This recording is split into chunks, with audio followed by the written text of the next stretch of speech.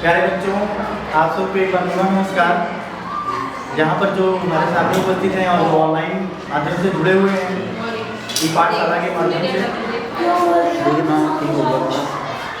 उस दिन हम लोग राष्ट्र का स्वरूप टॉपिक पे पाठ पे थोड़ा सा ही हो पाया था, 2-4 लाइन हो पाई थी। टाइम जो है हाँ वो उसे घुमाते हैं ना। तो आज जो है राष्ट्र का स्वरूप और लेखक इसके हैं डॉक्टर वासुदेव शरण अग्रवाल। जैसा कि 10 नंबर के हिंदी गद्य से व्याख्या आना है, 10 नंबर का काव्य से 10 नंबर का और गद्य से 10 नंबर का। तो चलो अथवा करके 2 प्रश्न हमारे पेपर में आता है, अथवा करके, ठीक है। 2 पार्ट से अलग अलग, एक से नहीं होगा, किसी भी 2 पार्ट से उठा सकता है। तो मैंने आप सबको थोड़ा पेपर का भी वो बताया था कि थोड़ा आप लोग पेपर देखिएगा, उससे थोड़ा आइडिया मिलती है किस तरह के प्रश्न आते हैं और कैसे हमको उसको करना होता है। वो काव्य में एक व्याख्या आ गई तो 5 अलग अलग प्रश्नों में वो बटा हुआ है।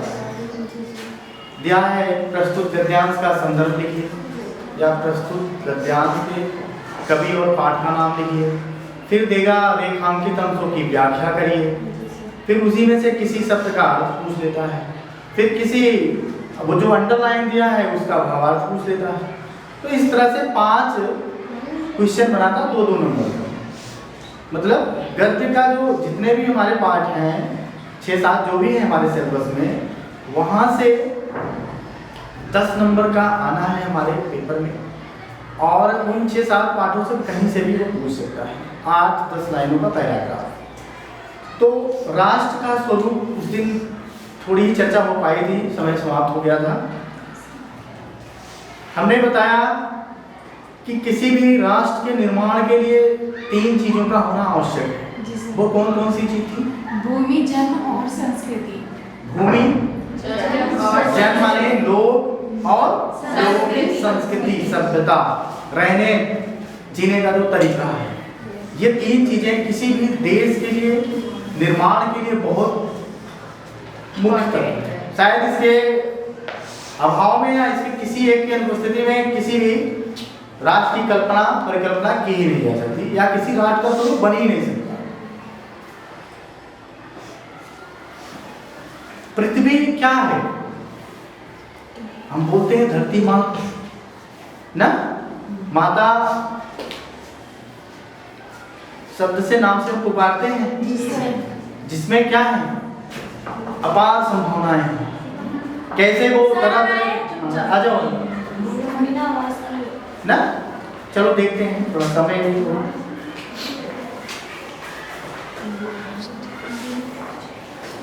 हुआ कहाँ तक था? इसके आगे आज पढ़ना है। भूमि, भूमि के बारे में क्या है? भूमि, भूमि पर बसने वाला जन और जन की संस्कृति, मतलब जमीन पृथ्वी पर बसने वाले जो लोग हैं और उनकी जो सभ्यता और संस्कृति है, इन तीनों के शामिल से राष्ट्र का स्वरूप बनता है। जैसा कि मैंने बताया, पहले तो सबसे जमीन होगी, फिर लोग होंगे और वहाँ की रीति रिवाज, परंपराएं, संस्कृतियाँ होंगी।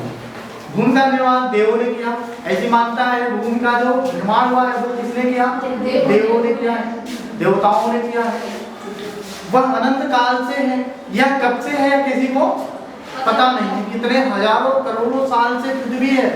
अनंत काल का कोई अंत नहीं है, हम उसको डिजिट में ला ही नहीं सकते। मतलब ये कितने हजार सालों से पृथ्वी है। इसके भौतिक रूप और सौंदर्य और समृद्धि के प्रति सचेत होना हमारा आवश्यक कर्तव्य है। इसका भौतिक रूप क्या है? कितनी सुंदर है। कहीं पहाड़ है बहुत ऊंचे, कहीं बहुत गहरी खाई है, कहीं नदियां बह रही हैं। कैसा सुंदर दृश्य देखने को मिलता है। एक जैसा है नहीं है ना। कभी कहीं रेगिस्तान दिखता है, कहीं बहुत अच्छे अच्छे पौधे दिखते हैं, बगीचा दिखता है। कैसा है? बहुत विचित्र है। मतलब बहुत कुल मिला के बहुत सुंदर है पृथ्वी हमारी। लेकिन इसके साथ जिम्मेदारी हमारी है इसको हम सुंदर रहने दें। खून के पार्थिव स्वरूप के प्रति हम जितने अधिक जागरूक होंगे उतनी हमारी राष्ट्रीयता बढ़ेगी। हम एक देश के नागरिक होने के नाते हमारा ये कर्तव्य है कि जो कुछ प्रकृति ने हमें दिया है उसको हम यथास्थिति रखें। जैसे पेड़ हैं, पेड़ों के बिना शायद जीवन की परिकल्पना नहीं की जा सकती है। अभी बीच में एक ऐसी त्रासदी या ऐसी चीजें आई जहां बहुत चला सांसों कि ऑक्सीजन कितना महत्वपूर्ण है। बीच में जो काल बीता है वो हमारा, तो मेन समस्या ऑक्सीजन की थी। तो कुल मिला के सब कुछ अर्जित किया जा सकता है विज्ञान के माध्यम से, लेकिन जो प्राकृतिक है, जो प्रकृति द्वारा प्रदत्त है, जो प्रकृति ने हमको उपहार स्वरूप दिया है, हम उसका विकल्प नहीं खोज सकते। पानी का विकल्प नहीं है। कितना भी हम टेक्नोलॉजी को बहुत बढ़ा लें, बहुत कुछ कर लें, लेकिन पानी नहीं बना सकते हैं। लेकिन वो बहुत सारी जो चीज़ें हैं वो हमारे पृथ्वी के अंदर सुरक्षित हैं। हमारा कर्तव्य है, एक नागरिक का कर्तव्य होना चाहिए कि अपनी धरोहर प्रति, अपनी पृथ्वी के प्रति, अपनी माँ के प्रति वो भाव रखें, वो चीज़ें बची रहें, जिससे आने वाला कल कष्टदायी या दुखदायी। वासुदेव शरण अग्रवाल जी इस भूमि के, इस पृथ्वी की क्या अहमियत है हमारे जीवन में, या संपूर्ण संसार के लिए पृथ्वी का क्या, अगर पृथ्वी नहीं होगी तो धरा ही नहीं होगी तो सब धरा रह जाएगा ना। अगर धरा ही नहीं होगी तो सब धरा का धरा ही रह जाएगा, रखा ही रह जाएगा। क्या जितना भी कुछ भी अर्जित हो जाए कोई मतलब नहीं। यह पृथ्वी सच्चे अर्थों में समस्त राष्ट्रीय विचारधाराओं की जननी है। जो राष्ट्रीयता पृथ्वी के साथ नहीं जुड़ी वह निर्मूल्य हो जाती है, उसका कोई मूल्य नहीं होता। जिस राष्ट्र का गौरव हुआ है तो उसके पूर्वाग्रह ना भाई, अगर वो सुरक्षित है तो लोग सुरक्षित हैं। भाई इतना बड़ा जन समुदाय है, इतनी बड़ी जनसंख्या है, इतनी सारी चीजें हैं, अगर उस उर्वरा या उस पृथ्वी को हम नहीं बचा पाए तो फिर शायद जीने की कल्पना नहीं होगी। भाई सिर्फ हवा पी के तो कोई आदमी जिएगा नहीं, और भी चीजें जो चाहिए वो कहाँ से आएंगी। हम बीज रोपते हैं खेतों में, फिर वो कैसे करती हैं, क्या करती हैं, उसमें अंकुरण होता है, पौधा बड़ा होता है, फिर वो फसल तैयार होती है। हमारा काम क्या है कि जो आवश्यकता हुई खाद पानी ये सब डाल देते हैं, बाकी तो करना देखना उन्हीं को है। चाहे वो उतनी धूप है उसमें भी वो विकास है, रात में हर चीज में मतलब वही उन्हीं को करना है। हमने अपना काम कर दिया कि हाँ खाद डाल दिया, पानी डाल दिया, हो जाएगा, लेकिन संवारता कौन है, सजाता कौन है। आप जितने तरीके के फूल देखोगे, प्रकृति ने कितना सुंदर तरीके से बनाया है कि शायद अगर हम कल्पना करें या बनाना चाहें तो शायद नहीं हो सकता। कैसे वो कलर आता है उसमें, कितने रंग तरह के फूल खिलते हैं। कभी ऐसे सोचो कि जो फूल खिलते हैं, क्या हम आप उस पर कुछ चित्रकारी थोड़ी करते हैं, प्रकृति हुई को वो देती है। वो धरती ही तो है जो इतने तरह के चीजों के समेटे हुए हैं। आगे देखिए, इसलिए पृथ्वी के भौतिक स्वरूप की आदोपांत मतलब आज से अंत तक जानकारी प्राप्त करना, उसकी सुंदरता, उपयोगिता और महिमा को पहचानना आवश्यक है। मनुष्य का ये धर्म होना चाहिए, उसकी महत्ता को, उसकी आवश्यकता को हम समझ सकते, क्योंकि ये नहीं होगा तो शायद कुछ कल्पना नहीं। तो जब तो कह रही हूँ आप लोग लिख के दे इस कर्तव्य की पूर्ति सैकड़ों हजारों प्रकार से होनी चाहिए। इस कर्तव्य की पूर्ति मतलब कितने तरीके से होनी चाहिए, सैकड़ों हजारों प्रकार से। हम जिस तरीके से करना चाहें, पेड़ों का बहुत जरूरी है रहना। सिर्फ पेड़ों का एक फायदा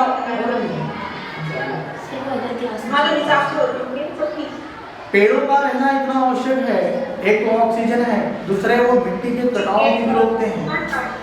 हम देख रहे हैं पीछे मनुष्य अपनी सुविधाओं के लिए अंधाधुंध जंगलों की कटाई है।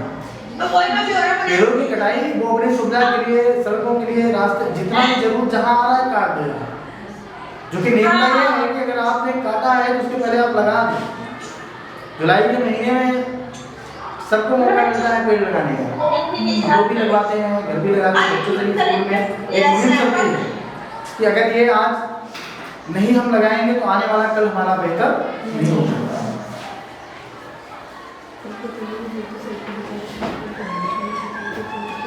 इस कर्तव्य की पूर्ति सैकड़ों हजारों प्रयास से होनी चाहिए। पृथ्वी से जिस वस्तु का संबंध है, चाहे वह छोटी हो या बड़ी, या उसका कुशल प्रश्न पूछने के लिए हमें कमर कसनी चाहिए। पृथ्वी का सांगोपांग अध्ययन जागरणशील विकास के लिए बहुत ही आनंदप्रद कर्तव्य माना जाता है। गांव नगरों में सैकड़ों केंद्रों से इस प्रकार के अध्ययन का सूत्रपात होना चाहिए। मतलब गांव या शहर तक यह जानकारी लोगों के बीच देनी आवश्यक है कि कैसे इस अपनी धरा, इस पृथ्वी को हम सुरक्षित रख पाएं, उसके लिए हमको क्या क्या करना चाहिए और क्या नहीं करना चाहिए। उदाहरण के लिए पृथ्वी की उपजाऊ शक्ति को बढ़ाने वाले मेघ जो प्रतिवर्ष समय पर आकर अपने अमृत जल से सींचते हैं।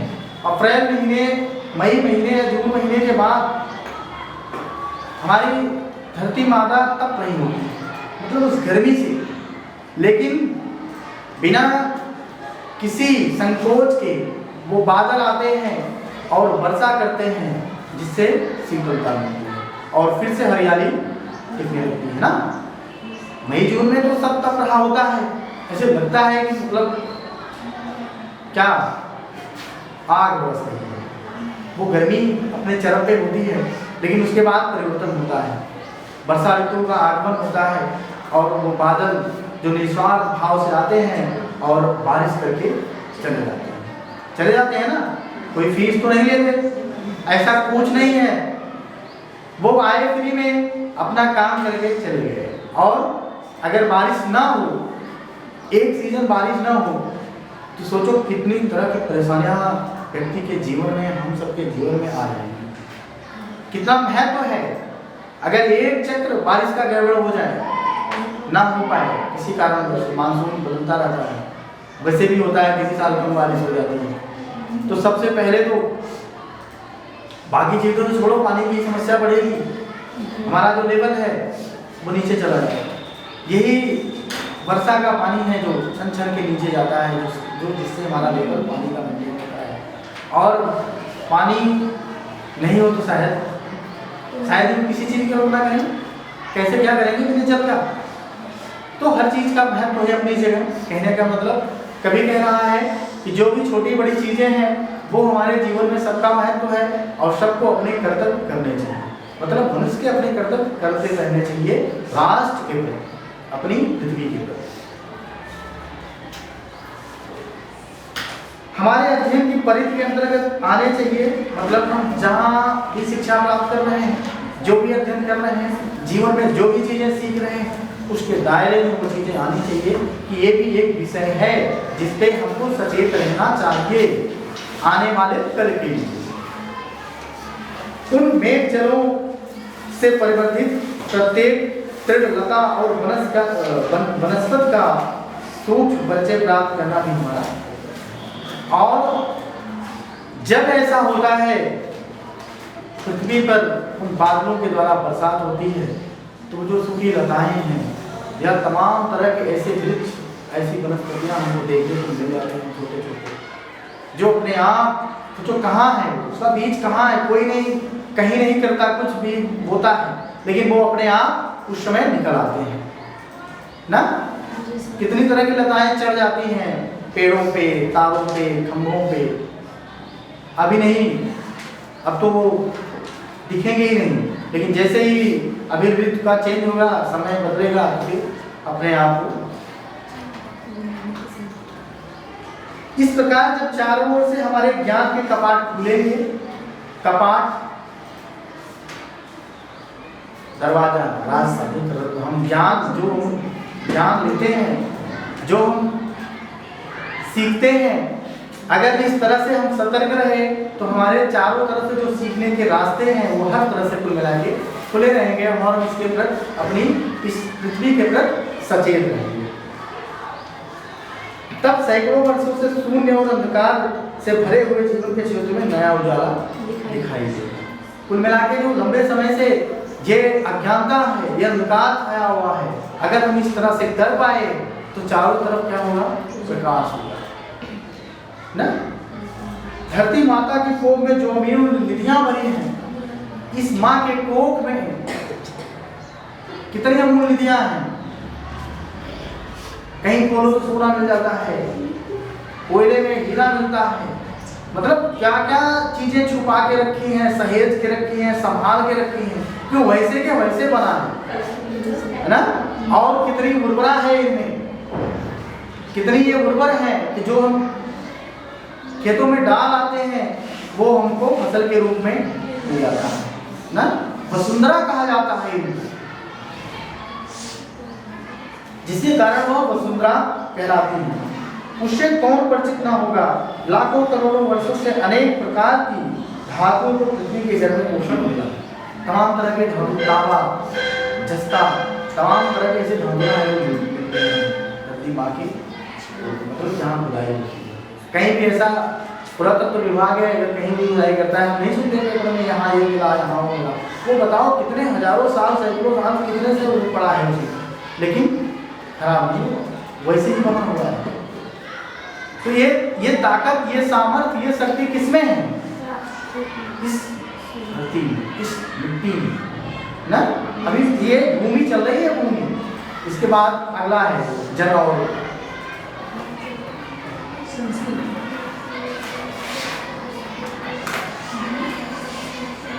दिन रात बहने वाली नदियों ने पहाड़ों को पीस पीस कर अगली प्रकार की मिट्टियों से पृथ्वी की देह को सजाया। हमारे भावी आर्थिक अभिवृद्धि के लिए इन सब की जांच पड़ताल अत्यंत आवश्यक है। नदियां कहाँ से निकलती हैं? सुनते हैं गंगा गंगोत्री से, यमुना यमुनोत्री से निकली। वो पहाड़ों को चीर के पहाड़ के अंदर से निकलती है। अब सोचो कितने प्रकार की मिट्टी बह के आती है, रेत ना। उसी रेत का इस्तेमाल होता है इन चीजों ना, खुदाई करके नदियों से लाते हैं रेत को। अब इसमें कहाँ, उस पहाड़ में कितने प्रकार की मिट्टी है, हर जगह से वो का बह के जाते हैं नदियों में और फिर नदियों से रोक करते हैं। तो बताओ इस संपूर्ण पाठ में कहा गया है कि सजाया कितना सुंदर लगता है। अगर कहीं नदी के किनारे पे जाओ, गंगा यमुना किसी भी कन्या हुआ, तो वहाँ का वातावरण बड़ा सुंदर होता है, बहुत सुंदर होता है। पानी बह रहा है, हरे भरे वृक्ष किनारों पे हैं ना।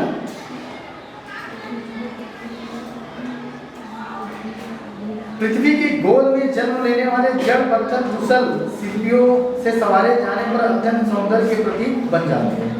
नाना भात के अनगढ़ नग विद्ध की नदियों के प्रवाह में सूर्य की धूप खिलती रहती है। मतलब वहाँ से जो पत्थर प्राप्त होता है, जो बह के उस पानी की तेज धारा के द्वारा बहुत सारे बहुत बड़े बड़े पत्थर आ जाते हैं, जिससे तमाम तरह के लोग उस पर चित्रकारी बना देते हैं, मूर्तियाँ बना देते हैं, तमाम तरह की इतनी सुंदर डिजाइन देके बनाते हैं। नहीं, हम जाते हैं मंदिरों में तो पत्थर ही तो है जो काट काट के बनाया गया है। तो कितना बहुत सारी विधियाँ ऐसी हैं जो जल के माध्यम से लोगों को प्राप्त होती हैं। उनको जब चतुर कारीगर पहलदार कटाव पर लाते हैं, तब उनके प्रत्येक घाट से नई सुंदरता फूट पड़ती है। वे अनमोल हो जाते हैं। देश के नर नारियों के रूप मंडप और सौंदर्य प्रशासन में छोटे छोटे पत्थरों का भी सदा से कितना भाग रहा है। अतएव उन्हें उनका ज्ञान होना भी आवश्यक है। बहुत सारे ऐसी निधियाँ हैं, बहुत सारे ऐसी चीज़ें मिलती हैं, उसमें इसको पीस कर क्या करते हैं? सौंदर्य प्रसाधन। सौंदर्य प्रसाधन जानते हो?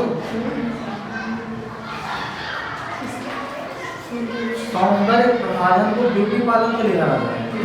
सौंदर्य प्रसाधन के हैं जो सुंदरता को बनाता है, उसका प्रयोग करने से सुंदरता बढ़ जाती है, क्योंकि ये एक मिथक ही है।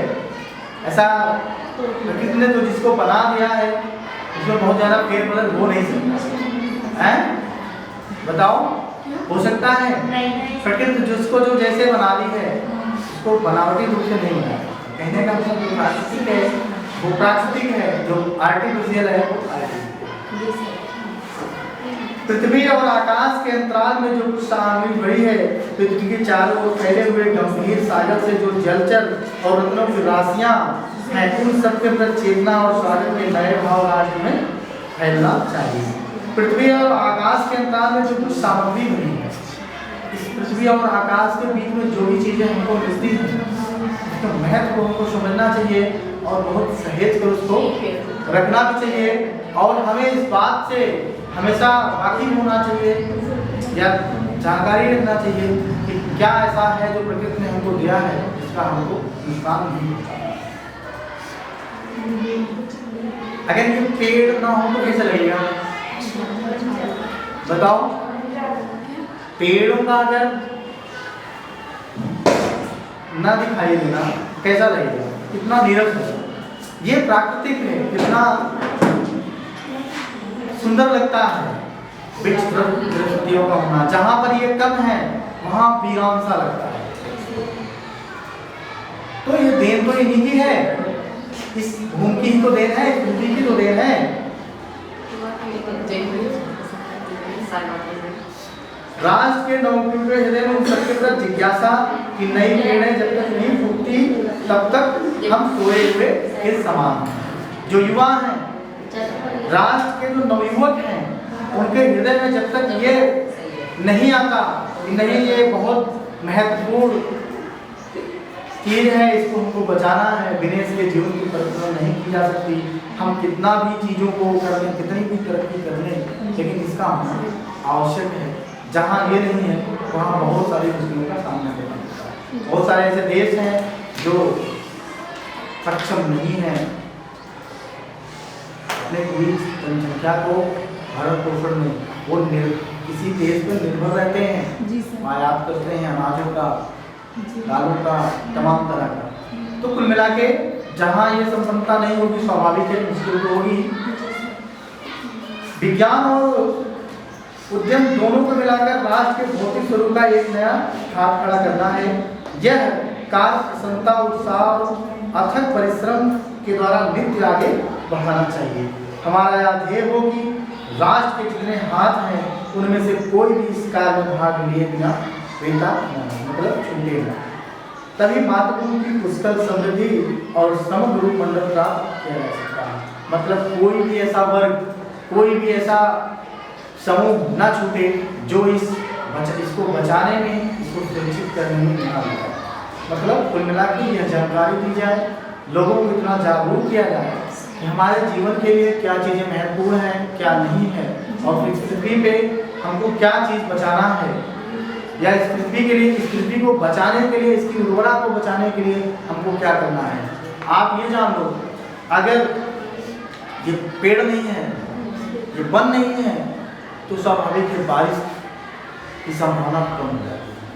जहाँ पर नहीं है वहाँ पर बारिश, पिछले कुछ दिनों में ऐसा देखने को मिला है। हमारे आपकी भी जरूरतों के हिसाब से लोग वनों के अंधाधुंध कटाई करके क्या की, लाख तो लाख पेड़ कट गए। तो पेड़ जब कट गए तो स्वाभाविक है वर्षा वहाँ, पेड़ों का रहना बड़ा आवश्यक है। जिस बारिश के चलते हमारी ये पृथ्वी क्या है, हरी भरी होती है और फिर से वो तैयार हो जाती है अपनी क्षमता के लिए।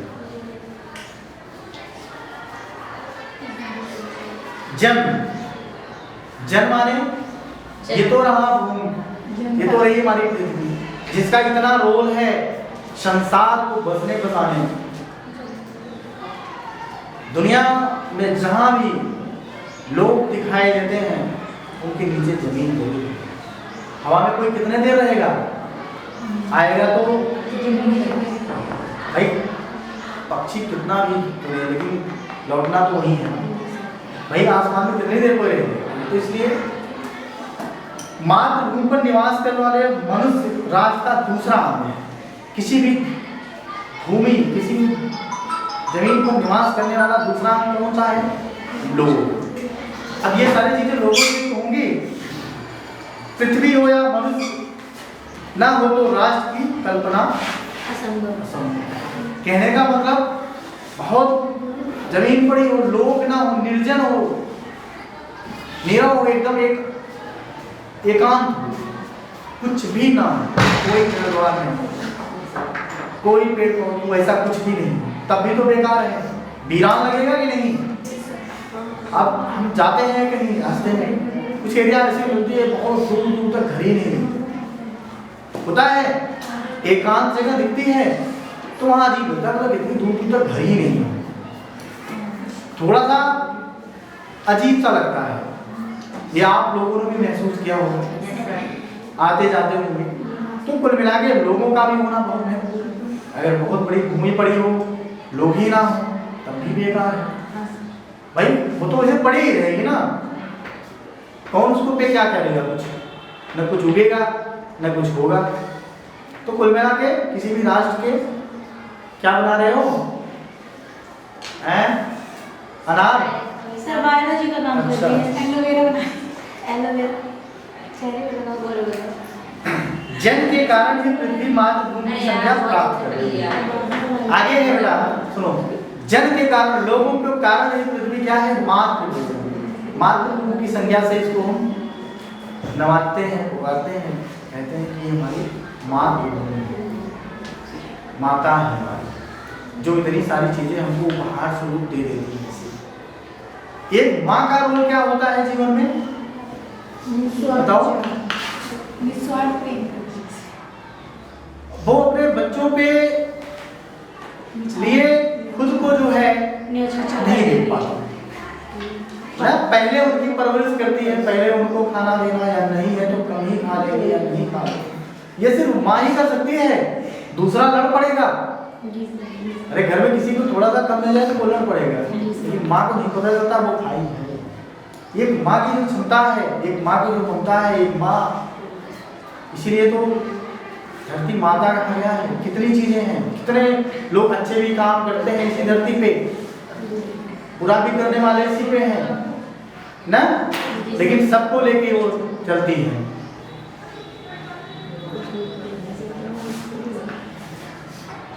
पृथ्वी मातृभूमि की संज्ञा प्राप्त करती है, पृथ्वी माता है, और जन सच्चे अर्थों में पृथ्वी का मतलब पृथ्वी पर जो निवास करते हैं लोग, जन माने लोग क्या है? उनके संतान के, उनके मातृभूमि पित्रोहम पृथिव्या, भूमि माता है, मैं उसका पुत्र क्या हूँ? मतलब ये भूमि, ये जमीन, ये क्या है? माता है, और मैं उसका संतान हूँ, उसका।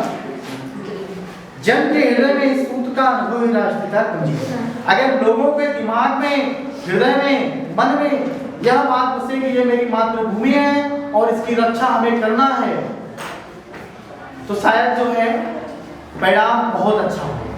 ये लोगों को सोचना होगा। कुल मिला के इस पाठ के माध्यम से वासुदेव शरण अग्रवाल जी ने इस पृथ्वी की महत्ता को बड़े मार्मिक तरीके से रखा है इस निबंध के माध्यम से, जिसको हम आप पढ़ रहे हैं।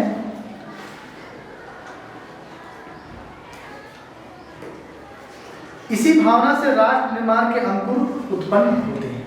अगर यह भावना जब आ जाती है तो फिर राष्ट्र का जो निर्माण है, हमारे जो तरक्की के रास्ते हैं वो क्या होते हैं? खुलते हैं और हम सुरक्षित भी रहते हैं। यह भाव जब सशक्त रूप से जागता है तो राष्ट्र निर्माण के स्वर वायुमंडल में भरने लगते हैं। इस भाव के द्वारा ही मनुष्य पृथ्वी के साथ अपने सच्चे संबंध को प्राप्त करते हैं। जहाँ यह भाव नहीं है वहाँ जन और भूमि का संबंध अचेतन और जड़, अचेतन जो अचेत पड़ा है, जिसमें कोई चेतना ही नहीं है। जहाँ यह संबंध नहीं है भूमि और लोगों का, जहाँ अंधाधुंध इसका गलत तरीके से लोग वो कर रहे हैं, तो स्वाभाविक है उसका खामियाजा तो जो भुगतना ही पड़ेगा, आज नहीं तो कल। जिस समय भी जन का हृदय भूमि के साथ माता और पुत्र के संबंध को पहचानता है, उसी क्षण आनंद और श्रद्धा से भरा हुआ उसका प्राण भाव मातृभूमि के लिए इस प्रकार प्रकट होता है। एक चीज देखते हैं, सोए होंगे आप लोग कि